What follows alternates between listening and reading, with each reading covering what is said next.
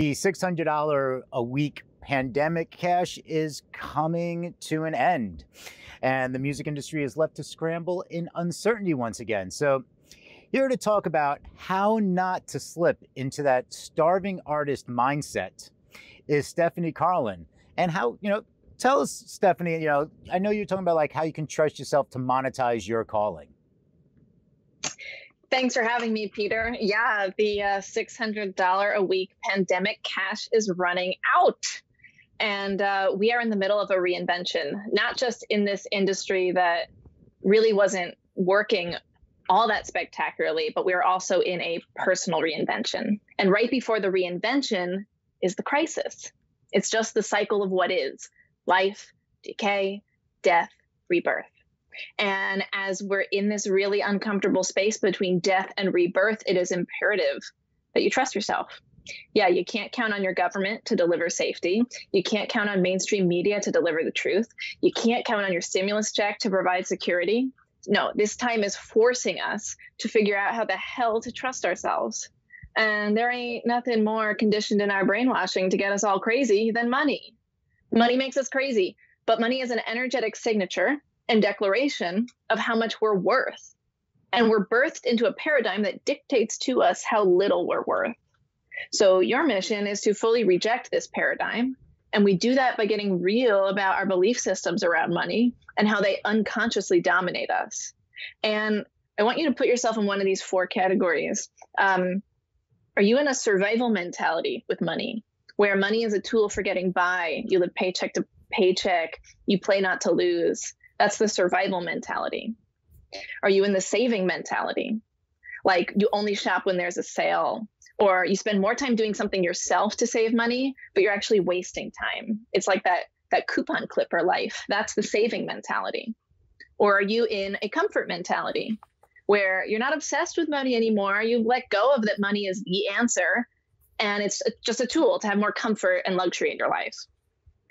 Or are you in a rich and abundant mentality, where there's always more than enough, money always flows to you, you pay for the best, and you're happy to do it? That's the rich and abundant mentality. So what I ask you today is to assess, which category are you? Are you in a survival, saving, comfort, or rich and abundant mentality? And what would it take for you to move up just one rung of the ladder from wherever you are? So if you're in a survival mentality, what would it take to step into a savings mentality? Or if you're in the comfort mentality, what would it take to step into a rich and abundant mentality? And the first place to look to untether yourself from this is to see where you're still attached to how you failed. And us artists, us people in this industry, we have a lot of stuff around failure. And as we all pivot and shift, the most dangerous place to be is in an identity crisis with your failures. What do I mean? What I mean is that we identify ourselves by our failures. And when we do this, it's incredibly hard to move forward. It's about where we're still attached to the past and clearing those attachments so we can move forward. If something's lingering even 10, 15, 20 years ago, a part of you is still attached to the past. And so there must be a death in order to rebirth. You trust yourself to make a rich and abundant living off your calling in this industry by dealing with what you make money mean about yourself. And the way we view money is the way we view our worth in the world.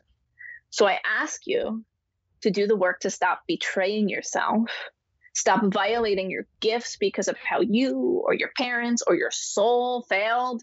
Use the precious period we have now of death and rebirth to trust yourself to step into your highest truth. Because as every goddamn car commercial says, now more than ever. Well, it's true. Now more than ever, the collective is calling for you to step up. I love it. And you were talking about the, shifting the mindset and looking at like savings. And so many you've seen, probably seen on the in the news, or just, the site, Business Insider or something like that, where they're saying, what to do with $1,000, how to invest $1,000. And you have all these financial coaches and everything. But as an artist, many artists don't look at their career as a financial, they don't want to be considered a business. And in life and just in general, just between learning how to take $100 and what to do with $100, and then build from there. Because when you start generating more revenue over time, it's like, what do I need to do with this? But you've already learned. So you go into this kind of savings mindset into preparing yourself for the future, and add more value to your own services, to your own music, to your own content creations and everything, and to yourself.